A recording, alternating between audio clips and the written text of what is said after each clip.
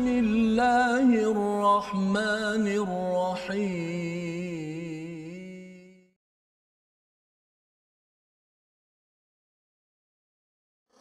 ومن يقتل مؤمنا متعمدا فجزاؤه جهنم خالدا فيها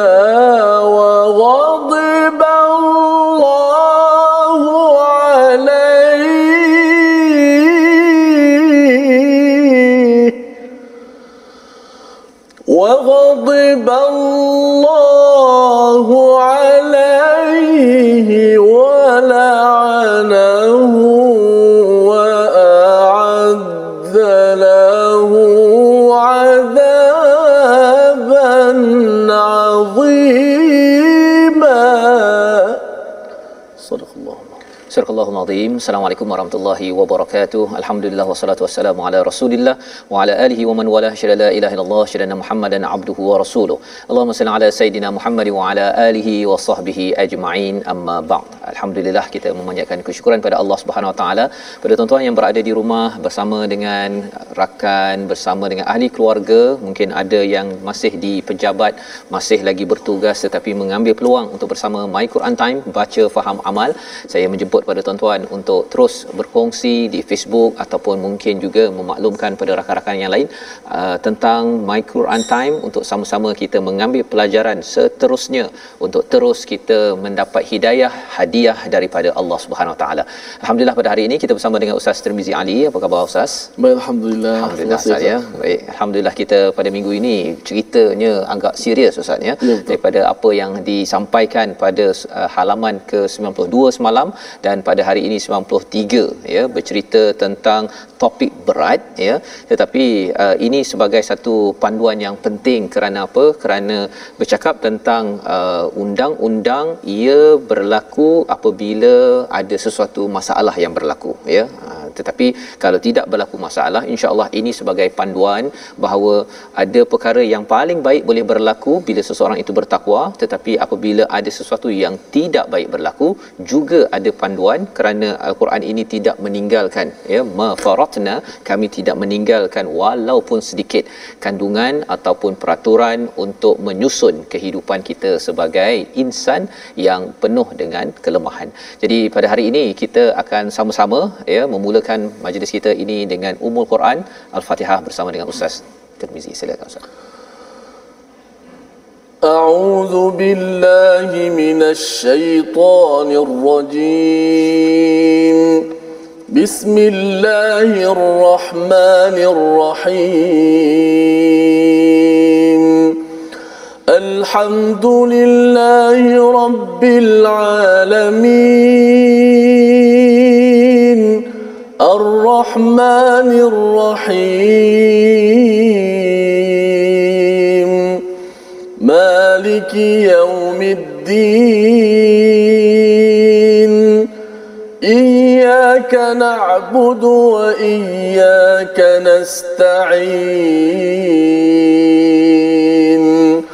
اهدنا الصراط المستقيم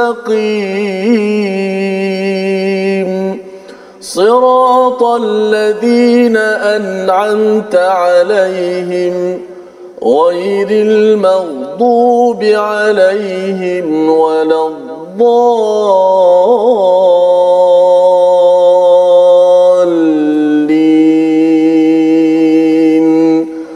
آمين.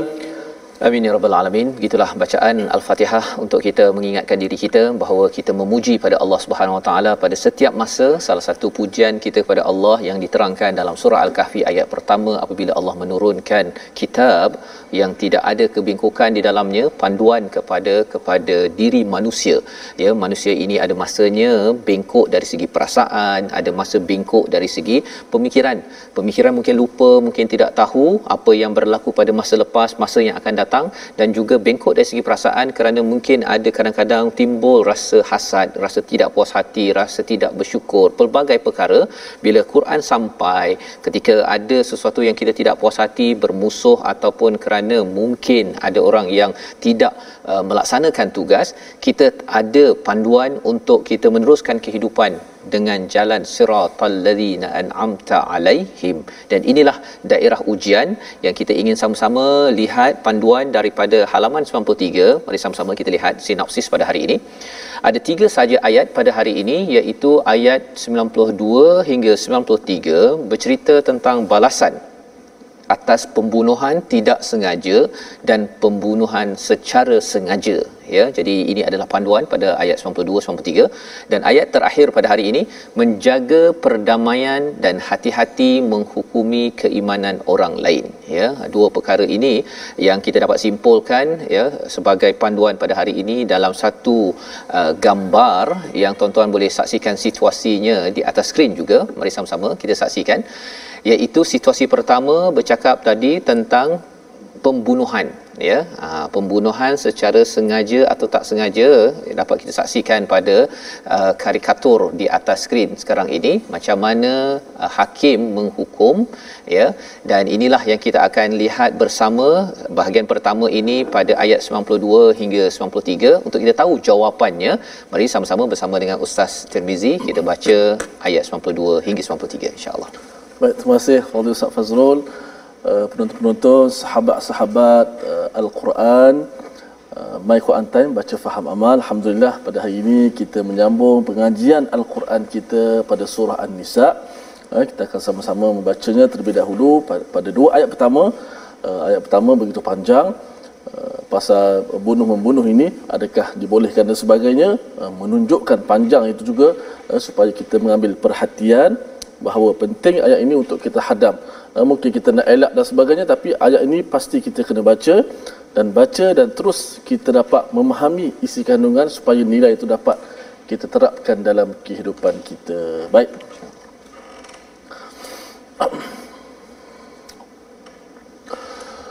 A'udzu billahi minasy syaithanir rajim. بسم الله الرحمن الرحيم وما كان لمؤمن أن يقتل مؤمنا إلا خطأ ومن قتل مؤمنا خطأ فتحرير رقبة مؤمنة ودية مسلمة إلى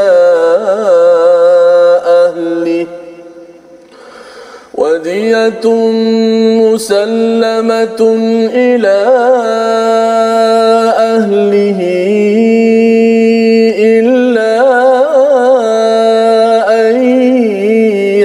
صدقوا فإن كان من قوم عدو لكم وهو مؤمن فتحرير رقبة مؤمنة وإن كان من قوم بينكم وبينهم ميثاق فدية مسلمة إلى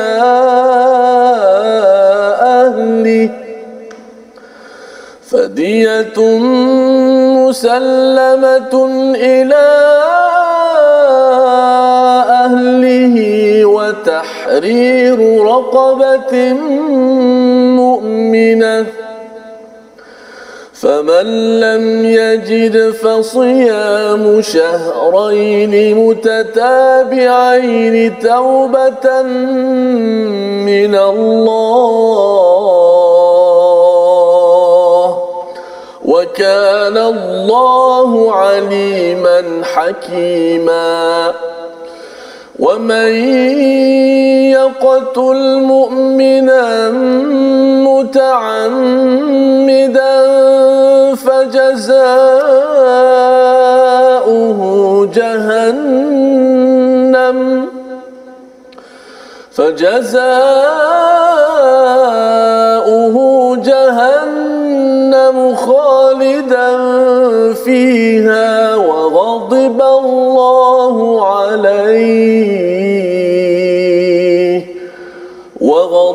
الله عليه ولعنه وأعد له عذابا عظيما صدق الله العظيم. Surah Al-Azim, itulah dua ayat daripada halaman ke-93, ayat 92 dan 93 yang memberi panduan kepada kita bagaimana menguruskan jika berlakunya pembunuhan. Ustaz ya. Semalam dalam halaman 92 kita sudah pun berbincang bagaimana kalau bertemu dengan orang-orang yang mengambil kesempatan ya pada ayat 91 itu, kalau dia nak aman ya, hidup bersama dengan orang Islam dan orang bukan Islam, tetapi bila kumpulan ini diberi peluang untuk menyokong musuh ataupun menyokong orang Islam, kalau dia dikenal pasti menyokong musuh, maka orang ini perlu dihapuskan. Kerana apa? Dia amat membahaya kepada sesebuah negara untuk aman kerana dia menyokong kepada keburukan-keburukan di dalam sebuah negara ataupun negeri. Dan kita kena ingat bahawa perkara ini hanyalah perlu dilakukan dengan melibatkan institusi. Ustaz ya, tak bolehlah rasa macam orang tu macam jahat sikit je, kita suruh ambil pisau terus kita bunuh begitu saja. Itu tidak dibenarkan cara kita memahami ayat 91. Baik, 92 ini, dan tidak patut bagi seorang yang beriman membunuh seorang yang beriman yang lain kecuali kerana tersalah ya. Jadi ini adalah kes pertama ya. Adakah boleh membunuh orang yang beriman? Sudah tentu tidak boleh ya. Tapi kalau tersilap ya, kata Allah Subhanahu taala, wa man qatala mu'minan khata'a, tersilap ini dua perkara perlu dilaksanakan, iaitu yang pertama fatahriru raqabah ya, fatahriru raqabatin mukminah, iaitu hendaklah memerdekakan seorang hamba mukminah, orang yang beriman. Itu adalah hak Allah ya.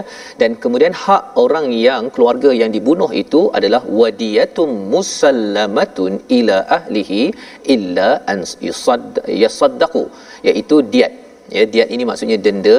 Dan kalau dalam tafsir Ibn Kathir yang disampaikan daripada Amazing Quran ini, diat itu ada 5 bahagian ya.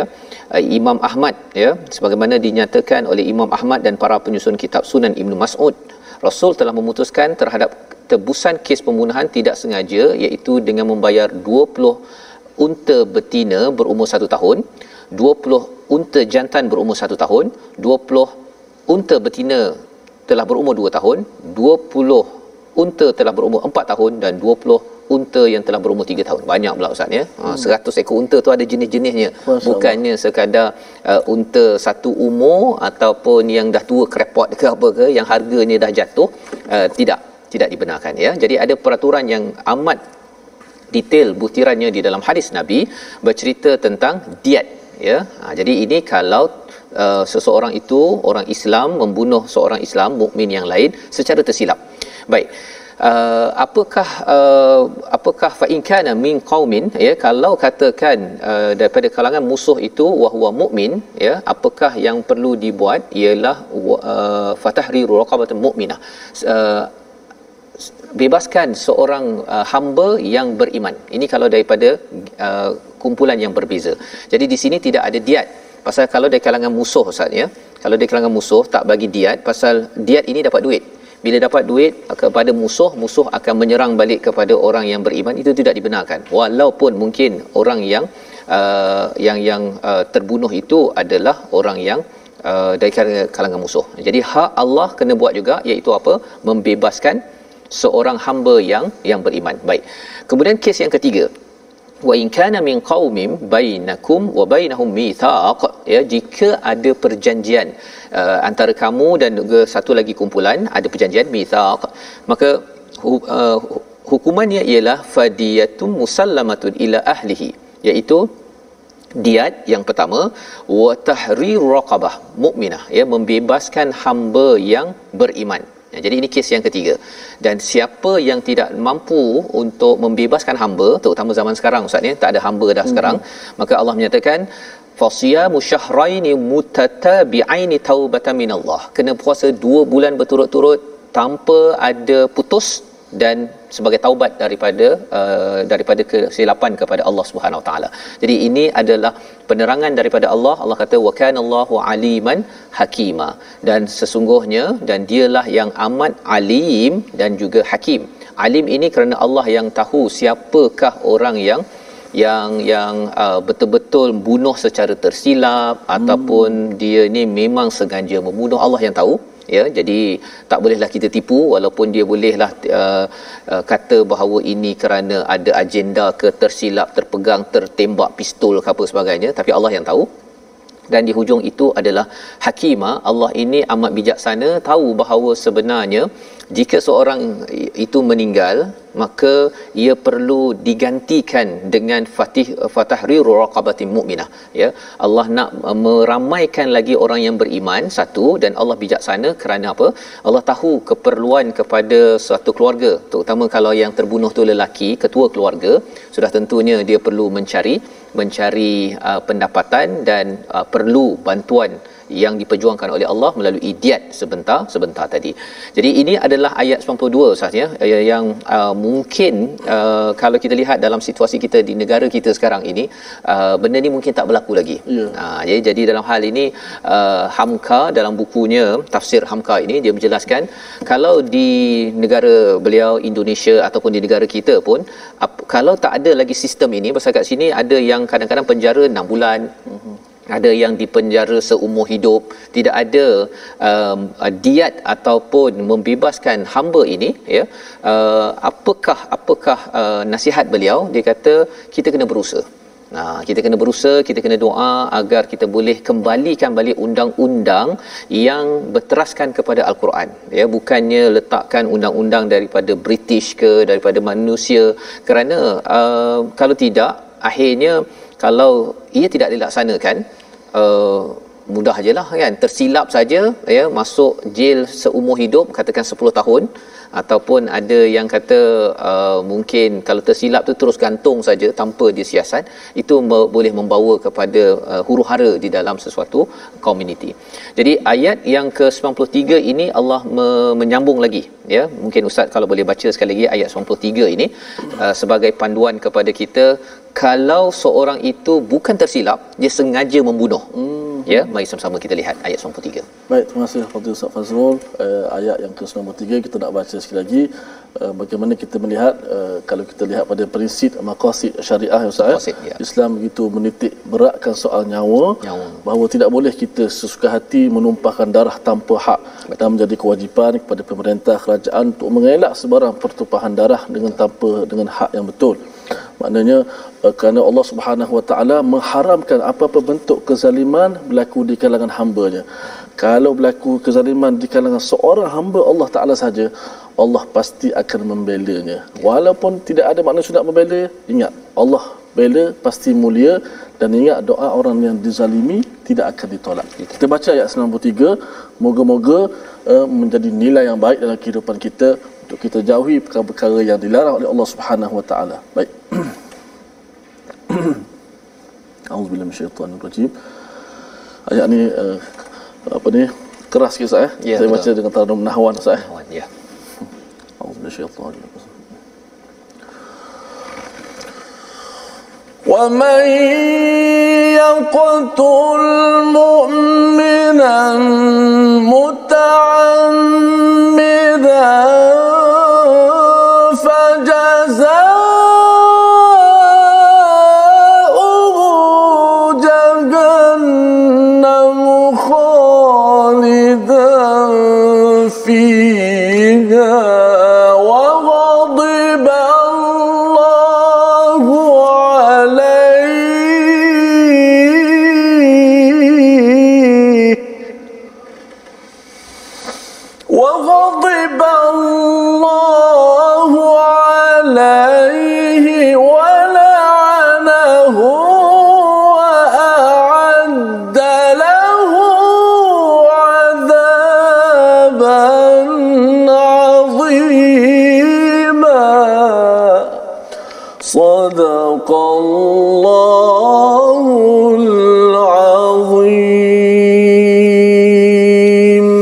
dan barang siapa membunuh seorang yang beriman dengan sengaja muta'ammidan, ya, fajazauhu, maka apakah balasannya?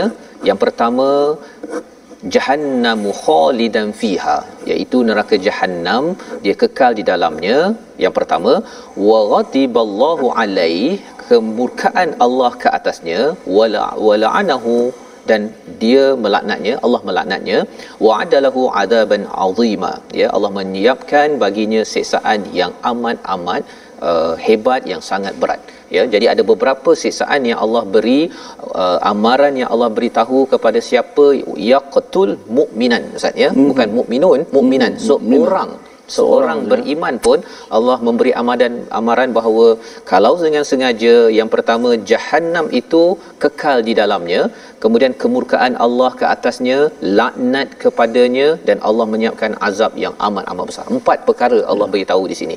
Nak ceritanya apa? Sebagaimana Ustaz beritahu tadi, maqasid syariah ataupun objektif dalam syariat kita dalam Quran ini, salah satunya menjaga nyawa. Walaupun seorang ataupun satu nyawa, ia diperjuangkan oleh Allah SWT.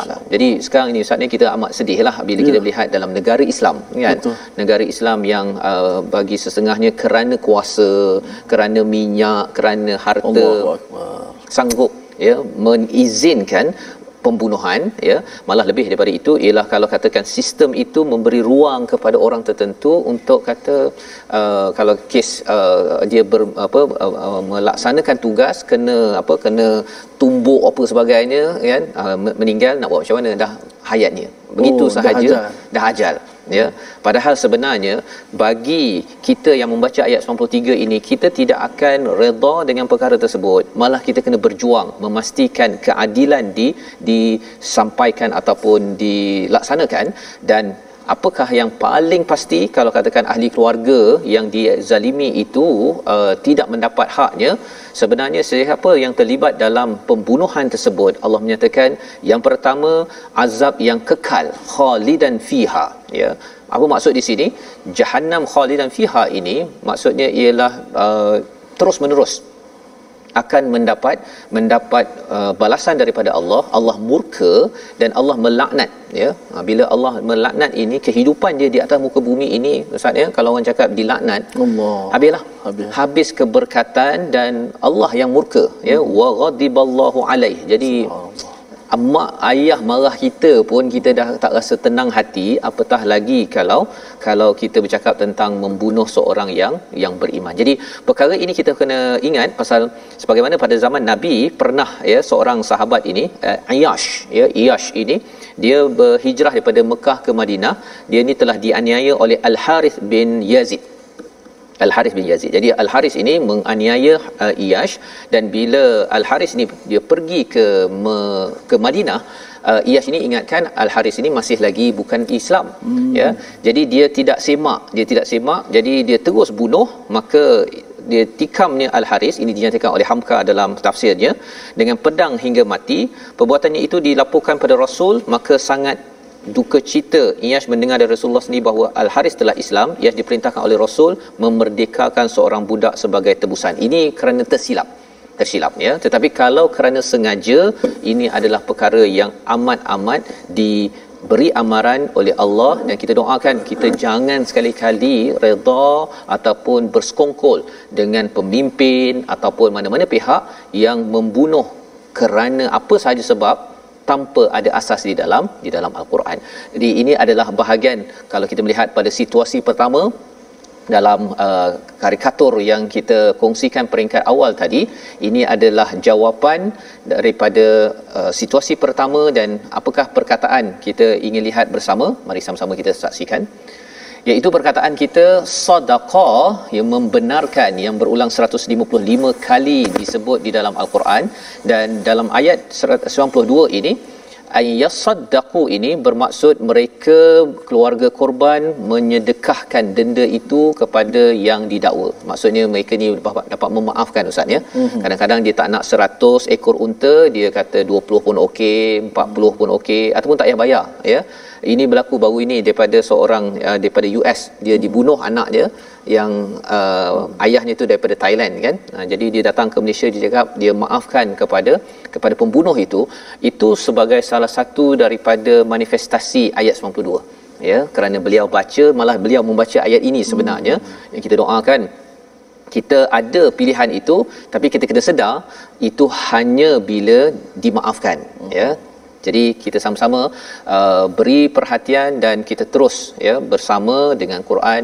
Dalam masa yang sama kita ingin juga mengumumkan sebelum kita berehat ini Yayasan Veteran Ustaz ya, peluang untuk kita sama-sama membantu ya kepada veteran Angkatan Tentera Malaysia yang terus bersama berjasa kepada negara ini. Jadi tuan-tuan boleh mengambil peluang sebelum kita berehat. Jadi kita bertemu kembali My Quran Time, baca faham amal insya-Allah.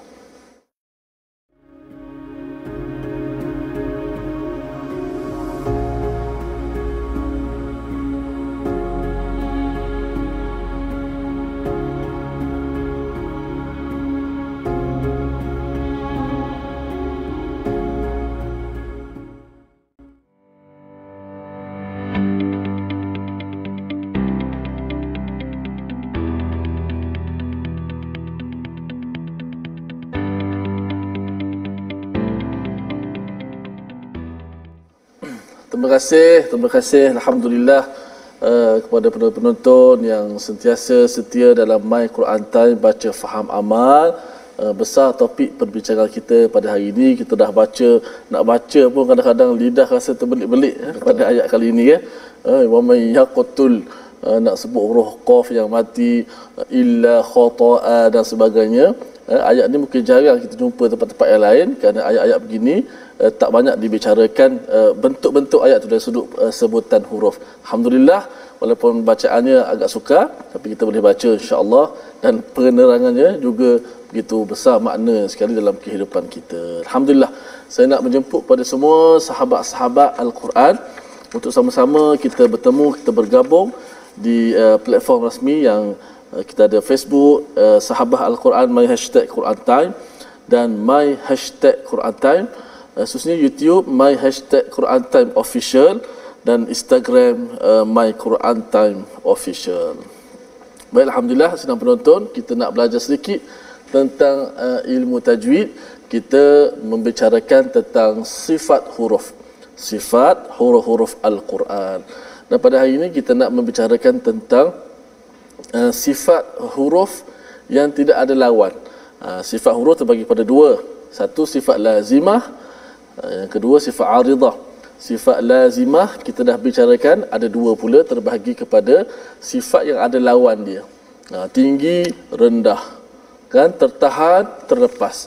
Pada hari ini kita nak belajar sifat yang tidak ada lawan dia, iaitu sifat tunggal, termasuk sifat yang tidak ada lawan baginya.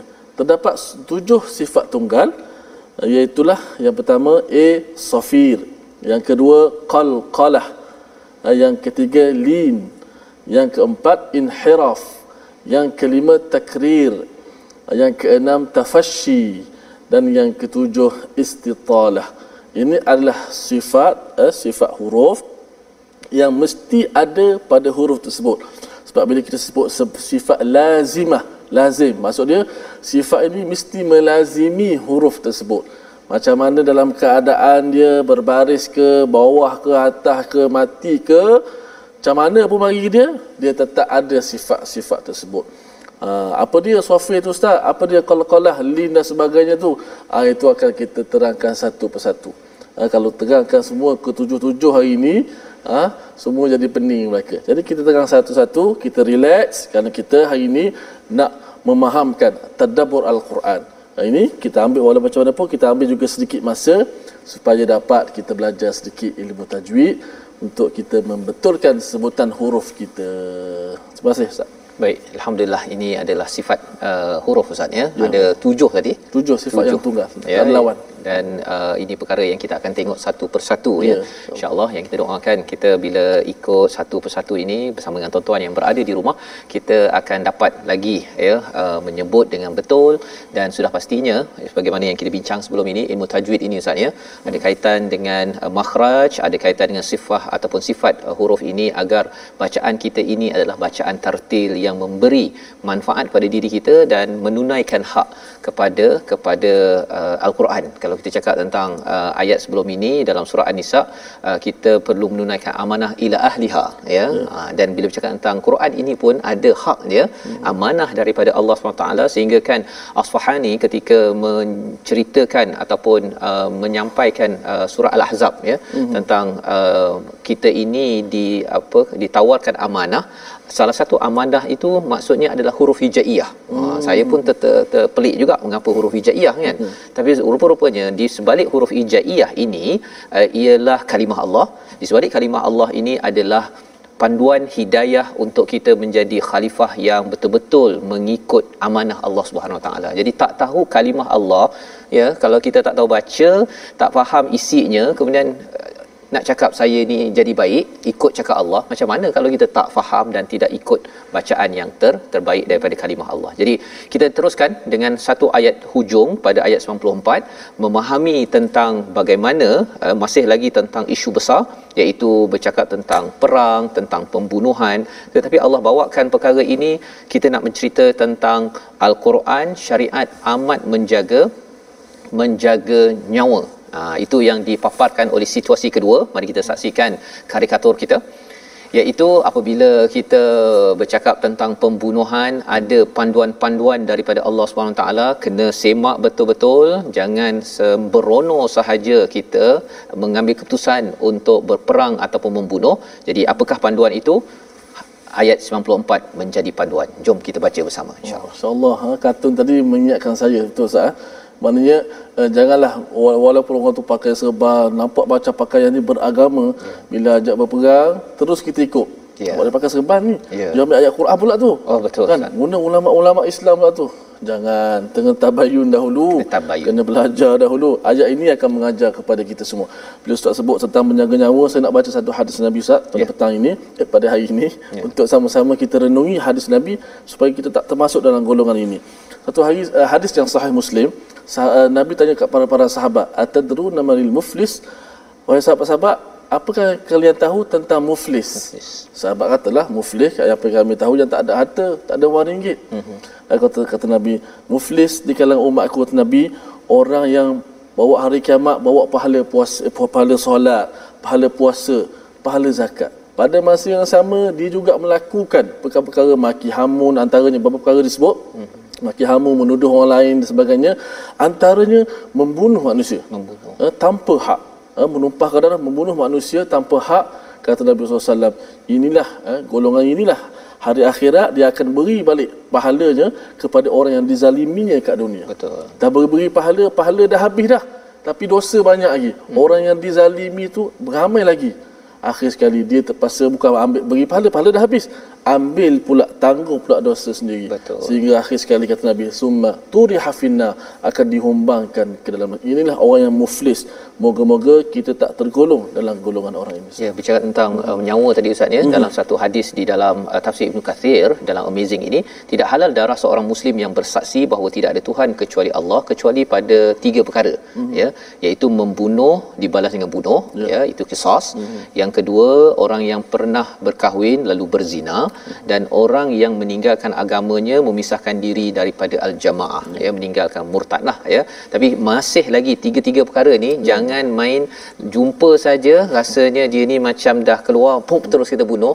Tidak semudah itu ya. Perlu diingatkan tuan-tuan bahawa hadis ini bercakap tentang perlu merujuk kepada pemimpin, institusi perundangan, disabitkan, disemak, diteliti segala-galanya. Itu pelajaran yang kita nak baca daripada ayat 94 ini Ustaz. Sila. Baik, ayat 94 terus sama-sama kita membacanya dengan maqam Qurdi insya-Allah.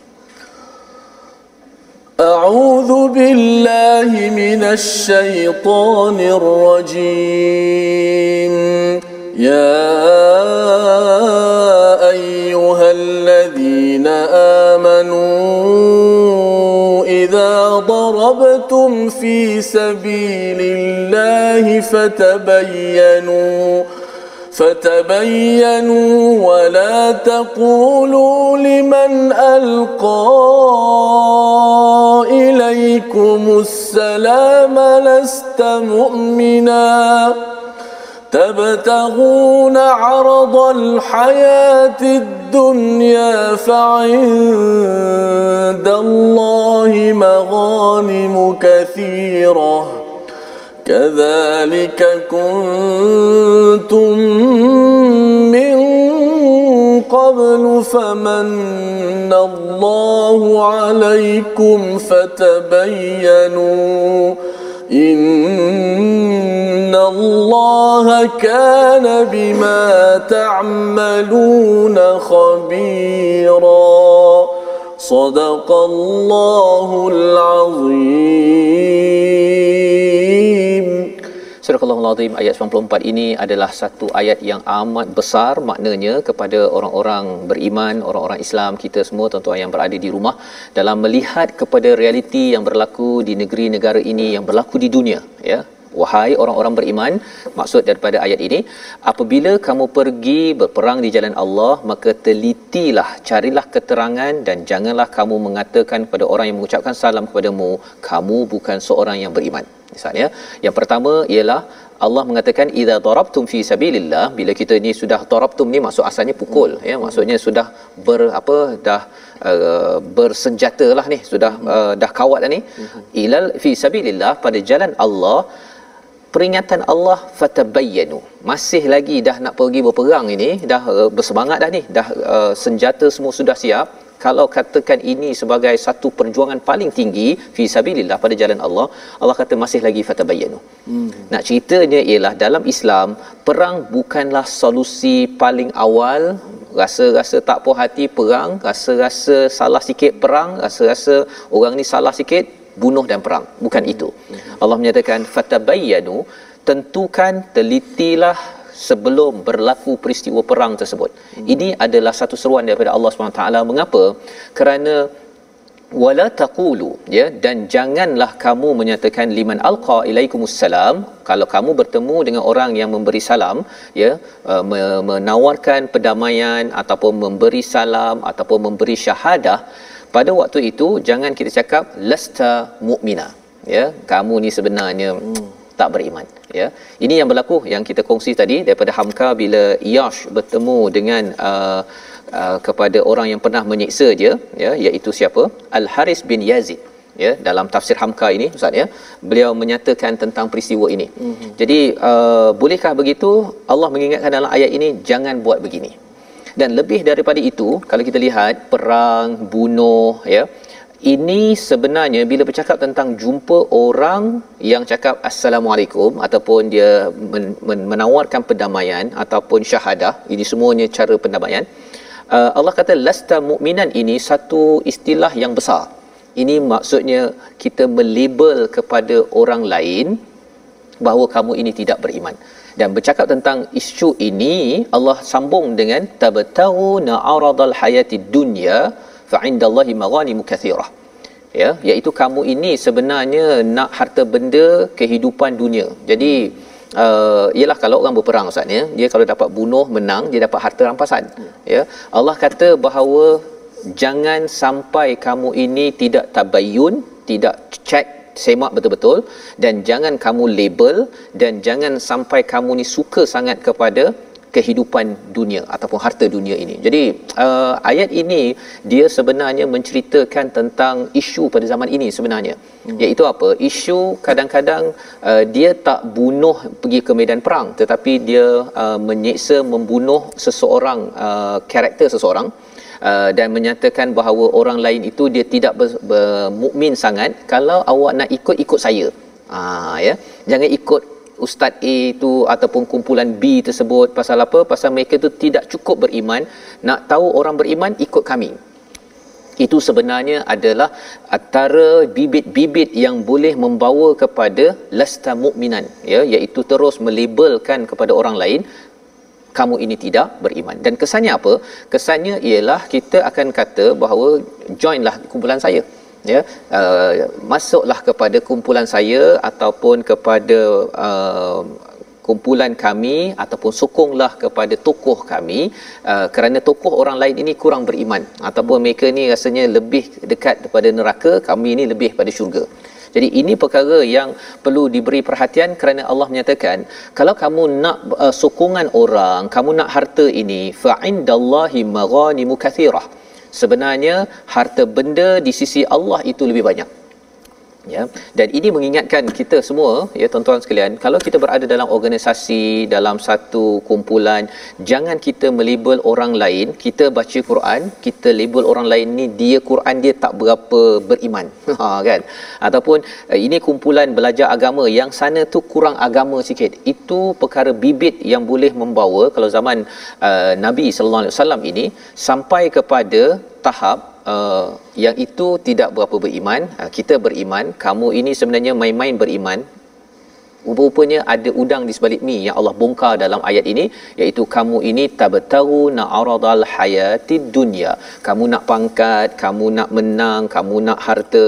Fa indallah, Allah kata bahawa sebenarnya maghanimu kathirah, ghanimah yang sebenar-benarnya adalah daripada Allah Subhanahu Wa Taala. Jadi dua ayat ataupun dua baris di hujung itu adalah peringatan sekali lagi kepada kita. Saya nak minta Ustaz kalau boleh baca dua ayat ataupun dua baris di hujung itu, kerana dua baris di hujung. Ya, kadzalika kuntum, kerana ayat ini mengingatkan kita bahawa kalau kamu buat begitu, sebenarnya kamu dulu adalah orang yang suka bergaduh. Kamu dulu memang suka melabel. Ya, kamu ni suka membunuh. Kadzalika kuntum min qabl, sebelum ini kamu begitu, janganlah kamu ulang balik kerja ini. Padahal Allah sudah famannallah, Allah sudah pun menganugerahkan nikmat yang paling besar, iaitu iman kepada kamu orang-orang Islam pada zaman Nabi, juga kepada kita. Jangan suka label orang, jangan suka untuk bergaduh ataupun sampai menghalalkan darah mukmin yang lain. Jadi kita sama-sama Ustaz. A'udzubillahi minasyaitonir rajim.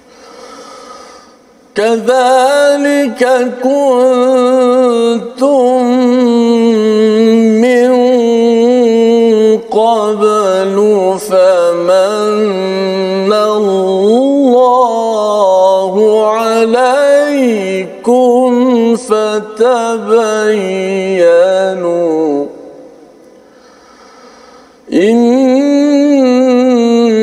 innallaha kana bima ta'maluna khabira. Sadaqallahul azim. Dua baris di hujung yang Ustaz baca sebentar tadi, maksudnya ialah begitu jugalah keadaan kamu dahulu, ya. Maksudnya Allah mengingatkan balik bahawa sebenarnya kamu dahulu jenis orang yang suka tidak tabayun, ya, tidak meneliti, tidak berasaskan kepada penjelasan yang jelas, kemudian kamu suka melabel orang lain, dan kamu juga mencari harta dunia melampau-lampau. Jadi Allah mengatakan bahawa sebelum ini kamu begitu, jangan lagi buat. Famannallahu alaikum, ya, Allah telah memuliakan kamu, telah anugerahkan kamu dengan iman.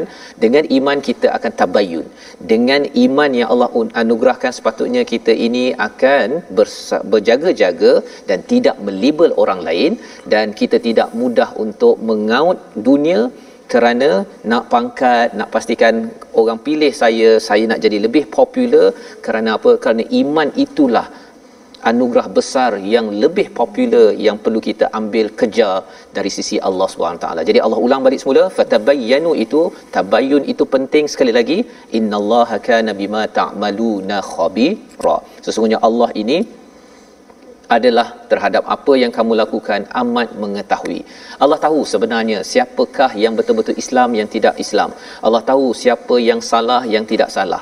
Allah tahu siapa yang perlu diselamatkan, yang perlu dibunuh. Katakan ada orang kata, oh saya ni masuk Islam, ya, untuk dapat, sekarang di zaman orang masuk Islam ataupun lagak macam Islam untuk dapat derma, Ustaz. Ya, jadi ada orang kata bahawa tak ada derma pasal dia tu masuk Islam tu pasal nak dapat duit daripada jabatan agama sahaja. Ya, ada orang cakap begitu kan. Jadi adakah kita wajar cakap begitu? Kalau ikutkan pada ayat ini, tidak wajar kan. Biarlah kalau katakan dia nak dapat bantuan pun, memang kita ada istilah mu'alafatul qulub. kan, bantuan untuk menjinakkan hati. Nabi pun pernah daripada perang Tabuk kalau tak silap saya, ya, balik dapat harta, Nabi bagi kepada Muhajirin, ya. Jadi Ansar masa itu tak puas hati sikit. Ustaz mungkin ada komen di situ. Bila Ustaz sebut pasal derma tadi, saya bertugas di salah sebuah masjid di Kelana Jaya. Memang biasa orang datang nak masuk Islam. Kemudian lepas masuk Islam tu dah jadi trend minta derma lah kan. Okey. So kadang-kadang dengar suara-suara sumbang kata, Ustaz dia nak masuk Islam ni, tapi tak payah lah kita Islam dengan dia sebab dia nak derma aje. Subhanallah. Wajib kita Islamkan orang. Wajib. Orang nak masuk Islam walaupun dia kata, walaupun orang kata, bukan dia kata, orang kata dia nak masuk Islam sebab derma saja. Biarlah, mungkin dia masuk Islam sebab nak dapatkan habuan. Betul. Tapi Islam tu sangat mahal, berharga. Ya. Boleh jadi selepas dia masuk Islam kan, dia mendalami Islam, dia mengenali Islam. Betul. Kita tak tahu apa kesudahan kan. Betul. Jadi ini satu perkara yang kita perlu jelas, ya. Maksudnya kalau kita tak tahu, kita tabayun, ya. Jangan kita label-labelkan ataupun kita kata pula dia ni masuk Islam pasal nak ada udang sebalik mi, ada ketam ke apa sebagainya. Nak berkahwin ke apa, nak berkahwin ke. Kalau dia kahwin kerana Islam pun tak ada masalah, ya. Saya ada kenal dia seorang tu, dia masuk Islam daripada Jerman Ustaz, ya. Dia terpaksalah pasal dia cinta kepada si lelaki itu, dan dia masuk Islam itu dalam keadaan terpaksa. Tapi bila dia sudah kenal kepada Al-Quran, dia kata Al-Quran dan Islam ini amat cantik. Malah dia kata kalau dia dah faham nanti, dia insya-Allah dia akan kongsikan dengan anaknya, dia akan kongsi dengan new revert, orang yang baru masuk Islam ini.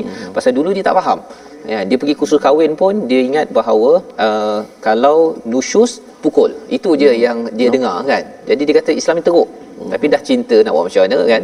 Tapi rupa-rupanya bila dapat hidayah dengan Quran, dan tuan-tuan yang mendengar My Quran Time ini, sampaikan, kongsikan, jangan label, kerana yang tahu betul-betul siapa, innallaha kana bima ta'maluna khabira. Jadi ini adalah kesimpulan daripada halaman 93, ya, yang kita dapat saksikan dalam karikatur sebentar tadi secara menyeluruh apakah yang kita sudah belajar. Iaitu yang pertama, kita berbincang tentang bagaimana kalau katakan seseorang itu membunuh silap ataupun secara sengaja, ada penjelasan pada ayat 92-93, dan pada ayat 94 itu ketika kita ingin mendenda, menghukum seseorang sampai membunuh seseorang, yang pertama pastikan betul-betul dan jangan salah label, ya. Jangan salah label dan jangan melabel. Kalau nak label Ustaznya, bagilah pada botol ke apa ke, tapi jangan bagi label kepada manusia, kerana manusia ini ada iman, ada peluang untuk sama-sama kita kaji sebelum kita membuat penilaian. Dan yang pastinya kita doakan iman itu datang dan bersemadi di dalam diri kita. Membawa pada resolusi kita pada hari ini, sama-sama kita saksikan. Yang pertama, laksanakan hukuman apabila tersilap bunuh dengan panduan daripada ayat 92, ya. Ini yang pertama, dan kita doakan agar sistem negara kita akan menuju kepada perkara ini. Yang kedua, teliti dulu sebelum berperang. Ini yang kita boleh belajar daripada ayat 94. Jangan terus nak berperang, sikit-sikit nak berperang dan melabel orang lain, kerana label boleh membawa pada perang, dan perang tanda bahawa seseorang itu suka melabel kecuali bila ia telah diteliti dengan baik. Dan yang ketiga, jangan berperang, ya, kerana mengharapkan harta dunia sahaja, tetapi kita kalau perlu berperang itu kerana memperjuangkan keimanan, sebagaimana Allah nyatakan famanallahu alaikum fatabayyanu. Jadi ini 3 resolusi membawa kita kepada doa yang kita panjatkan pada Allah SWT. Moga Allah pimpin kita dengan hidayah surah An-Nisa. Silakan Ustaz. A'udzubillahi minasyaitonirrajim. Bismillahirrahmanirrahim.